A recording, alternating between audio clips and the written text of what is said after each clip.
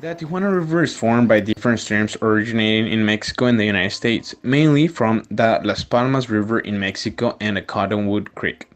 In the United States side of the watershed, both tributaries converge within the urban area of the city of Tijuana, 16 kilometers east of the Pacific Ocean, and drain into the sea close to an ecological reserve north of the border. The watershed covers a surface of 4,430 kilometers squares, two-thirds of which are in Mexican territory. Due to the semi-arid climatic conditions of this area considered the Mediterranean, most of the water currents are intermittent, with maximum flows between the months of November and April. The respective runoff is captured by the watershed dams in both countries and by the aquifers that supply water to local communities. As such, it is better known for its chronic pollution problems due to untreated residual waters than for its natural resources.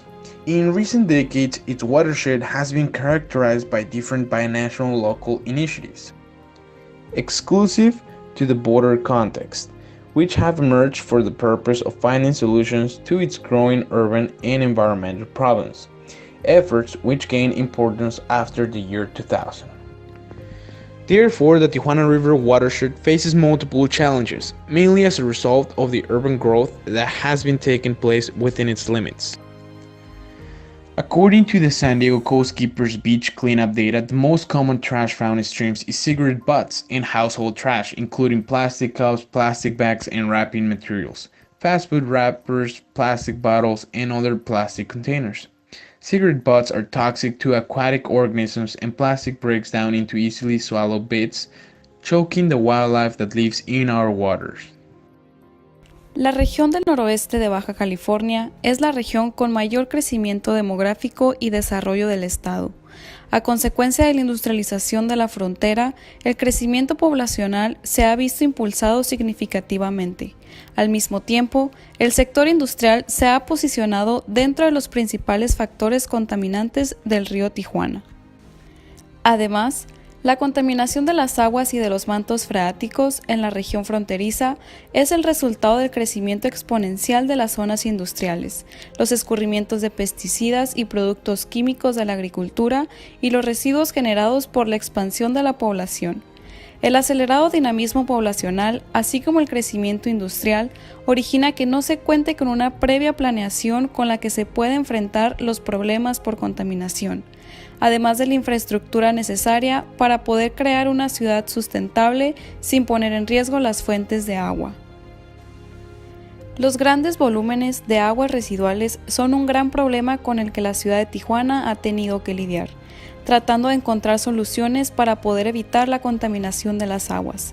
Sin embargo, cerca del 46% de la red de drenaje no funciona, produciendo un mayor riesgo de contaminación y mayor probabilidad de fugas o derrames, haciendo más probable que ríos como el río Tijuana se siga contaminando y que el agua que se dispone de esas fuentes sea imposible que se utilice para consumo humano. Otro de los problemas es que dentro de los porcentajes de tratamiento de aguas residuales por las principales plantas de la ciudad no está siendo adecuado. Por una parte, estas plantas no trabajan en su totalidad, es decir, no funcionan de una manera que se pueda satisfacer la necesidad de saneamiento, y por el otro, dentro de esa parte que sí se trabaja, no se está cumpliendo con los lineamientos establecidos para que estas aguas puedan ser descargadas, ya que el 63% de las aguas procesadas de la ciudad no cumplen con los estándares de descontaminación que hace permisible su descarga al ambiente. Tanto las comunidades como los gobiernos de California y Baja California consideran que la solución de los problemas asociados a la contaminación del río Tijuana y sus efectos negativos en los seres humanos y en los ambientes naturales constituye quizás el mayor desafío que enfrenta la región. The Tijuana River suffers from both non-point and point source pollution. Point sources are instances of pollution that can be traced to a specific source, such as a sewage spill from a particular wastewater treatment plant. Non-point sources are ones that cannot be so easily traced or regulated, such as runoff from larger agricultural, industrial, or urban areas. When it comes to non-soluble water pollutants, it is difficult, costly, and time-intensive to measure every type of potential pathogen.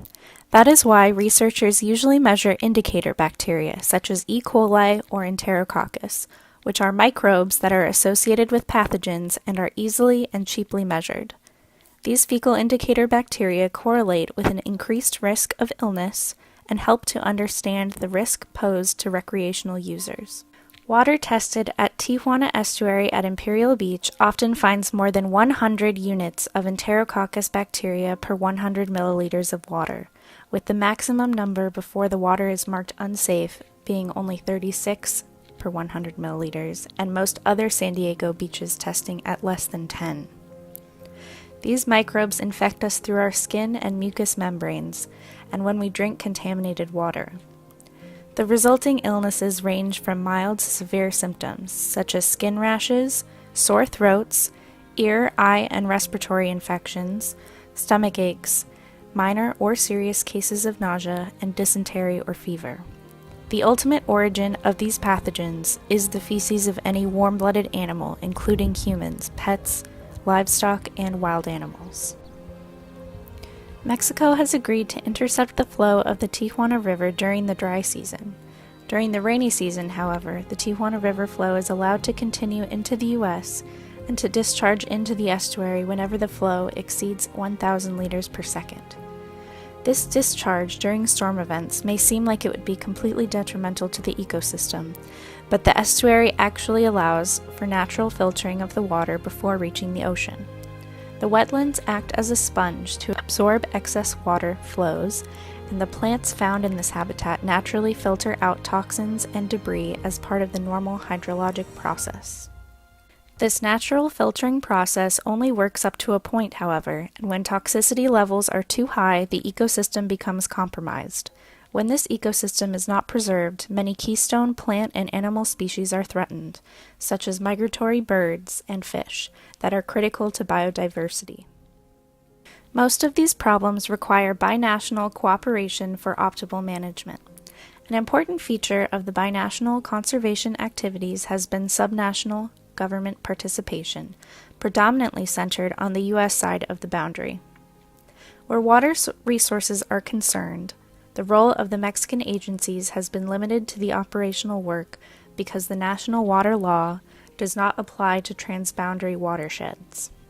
The binational challenge of managing the Tijuana River must be situated within the framework of the Water Treaty of 1944, as well as other bilateral agreements that preceded it in the diplomacy centered on managing shared streams along the Mexico-U.S. border. At present, however, the binational management of many of these problems suffers from the absence of an integrated operational approach, and the lack of expressed authority within the treaty adds to the difficulty of advancing the search for solutions. Juana, claro que la problemática no se está manejando de la manera en la que debería, y eso es una consecuencia del pésimo manejo que se ha llevado a cabo a nivel local por parte de la política, de la paradiplomacia de nuestro presidente municipal. Evidentemente la problemática tiene que ver con ambos lados de la frontera y que se ha acentuado con la deslocalización de muchas empresas, con el proyecto Maquila y toda la desregulación que hay al respecto de lo que se desecha en el río, que al final del día termina yendo aguas abajo, cruzando la frontera. Claro, al final del día todo se resume en política, en qué es lo que hacen o dejan de hacer los políticos de nuestra región. The problem of the Tijuana River pollution has seriously affected the relationship between Tijuana and San Diego. For example, the lawsuit filed in the United States is evidence of the failure of transboundary agencies to prevent and combat pollution by liquid waste that invades the Tijuana River. The document was filed on March 2, 2018 in the Southern District Court of California, acknowledges that polluting discharges have become routine. Human waste, huge volumes of sediment, industrial waste, pesticides, large amounts of garbage, and other pollutants are allowed to flow past treatment facilities and flood the Tijuana River, its estuary, and ultimately the Pacific Ocean. In the most part, for what we've been understanding is that sewage just acts like fertilizer, and plants love fertilizers. So in the most part, it's more of a public health issue than ecological issue, but we are studying that right now. The biggest big ecological issue is sedimentation. That's when we have dirt, soil coming from upper watershed, like in Tijuana, and we have sedimentation basins that cost almost $2 million to maintain down at Porterfield State Park, and they capture up to 50,000 cubic yards, which is like one football field 3 feet high worth of sediment. And then every year after September 15th, after the bird nesting season is over, we go and we hire someone to take heavy equipment to clean out the sedimentation basins. So because it doesn't take much sediment to make a wetland into an upland. In 1889, the United States and Mexico established the International Boundary and Water Commission to address issues arising from signed transboundary agreements. In 1999, the U.S. section of the Commission built the South Bay Water Treatment Plant, operated by Viola Water North American West and handling 25 million gallons from Mexico daily. Since 1993, San Diego has declared state of emergency multiple times due to the liquid waste that has reached from the south. For its part, Imperial Beach was closed for more than half of 2015 and more than 160 days in 2016 and 2017 because of pollution. The discharges contain several components harmful to human health and environment, industrial chemicals, and pathogens for sewage. Serge Dedina, executive director of Wild Coast, remarked, "The water area has the most polluted beaches in North America and possibly the world. There's a black water spill every 3 days. It is a plague of pollution, which includes toxic waste from industry. We don't understand why the Mexican government has allowed Tijuana to be the coastal city that allows these continuous spills." The mayor of the city of Imperial Beach also noted that there is a lot of investment in mega housing projects in Tijuana. They are connecting those projects to sanitation system that is collapsing, and across the border we are paying for it. They haven't been interested in Tijuana sanitation system. Urban and industrial growth, largely to the North American Free Trade Agreement enforced since 1994 between Canada, the United States, and Mexico, has a direct impact on pollution levels.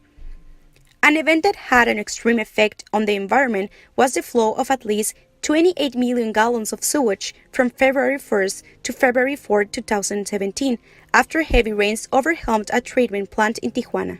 The disaster further strained relations between the affected cities. The Binational Technical Group of the Commission's Water Quality Working Group report on the spill indicated that the sewage was deliberately redirected to the Tijuana River during those 4 days due to a lack of necessary pumping equipment. While the ensuing lawsuit does not directly involve Mexico, it tacitly blames it for the conflict. As we created cities and more people settled in our region, we paved over parts of watersheds. This means surfaces that previously allowed water to infiltrate became impenetrable. These impervious surfaces, like parking lots, roads, and buildings, cause water to flow over the surface of watershed. This surface flow, also known as stormwater or urban runoff, causes problems in creeks, rivers, and lagoons, including increased pollution, faster flows, and increased erosion. Essentially, human activities have disrupted how watersheds function. During the dry season, pollutants build on hard surfaces.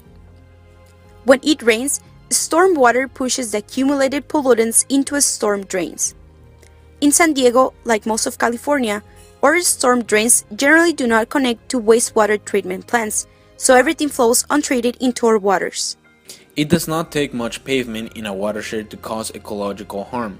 Water quality and habitat impacts can start when as little as 10% of a watershed gets paved. Infrequent rain allows pollutants to build on the land, which leads to a dangerous first flush of pollutants into waters during the first rain after a long dry spell. But even during dry weather, pollutants are sent from the land into the water. Mostly this is from over-irrigating, but sometimes groundwater can also carry pollutants into surface water during dry weather. With exponential urban growth and expansion, preserving the natural ecosystem of the watershed becomes more and more critically necessary.